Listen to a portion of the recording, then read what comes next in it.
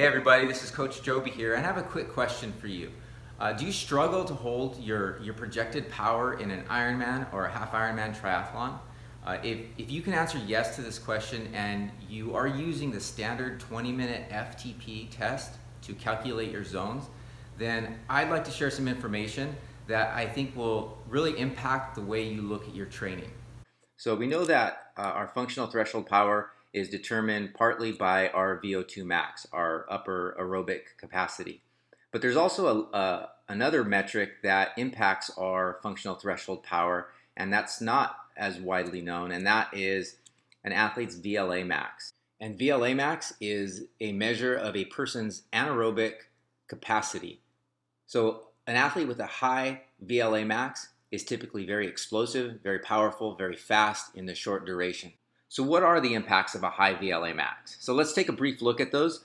First of all, you're going to have a falsely elevated 20-minute FTP power.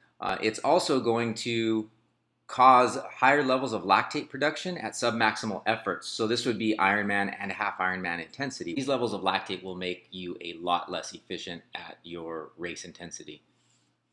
So if you think you have an elevated VLA max, there's a couple of things that you can do in your training to help bring that down, because it is highly trainable.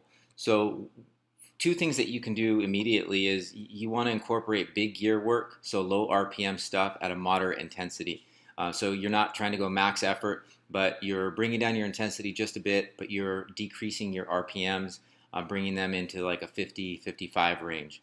And then the other option is to limit explosive surges within your training. So keeping your pushes all within your aerobic capacity or just at your threshold. You don't want to spend too much time doing anything above that.